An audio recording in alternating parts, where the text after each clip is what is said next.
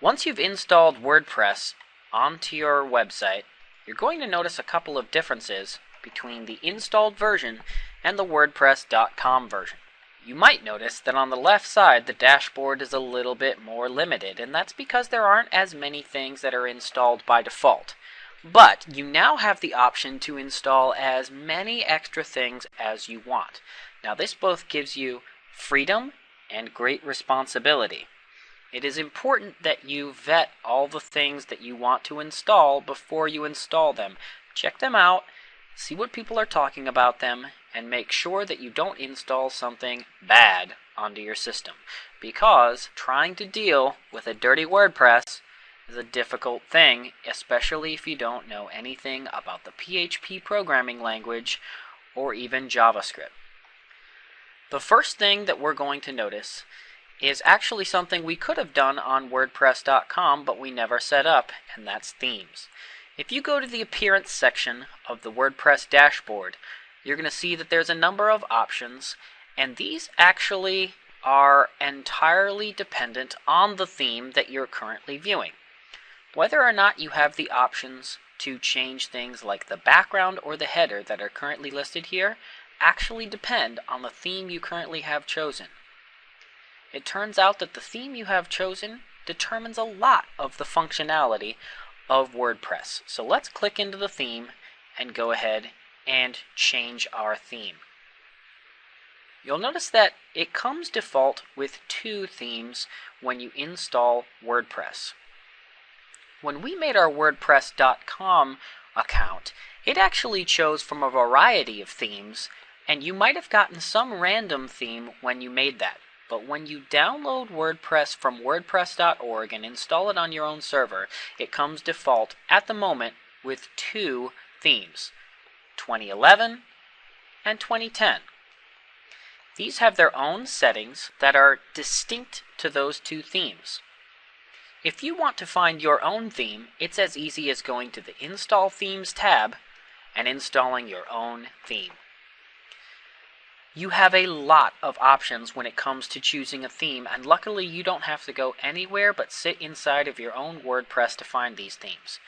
You can do something as simple as searching out a word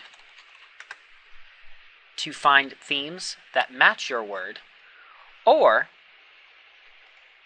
you can find a new theme by filtering it down from a number of options.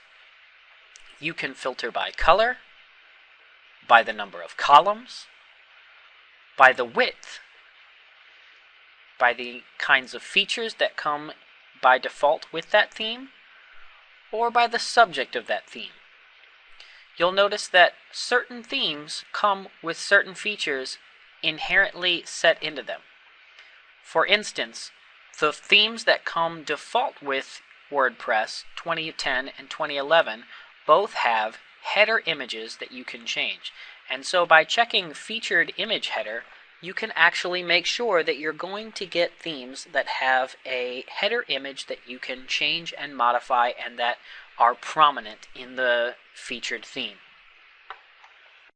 You can also choose how the basic layout of your theme is by choosing the number of columns.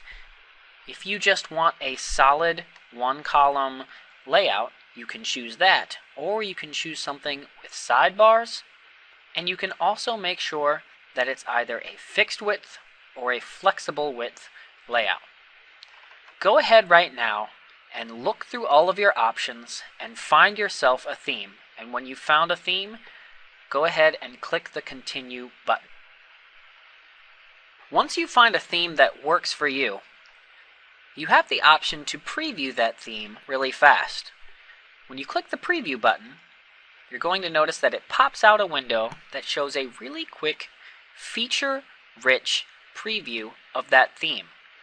This preview should show you a number of things, including how widgets look on the right side, how a menu bar looks on the top, and also how posts look on that particular theme. You can see that this theme's preview even shows you how different things like lists, links, and block quotes look.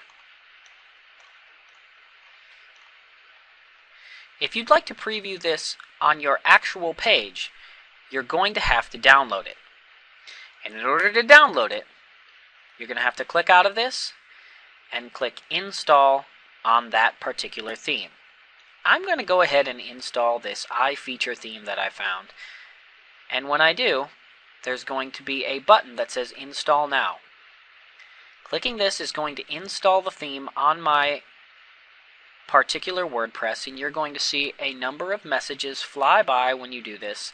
And when it's done, you're finally going to have a new theme on your system.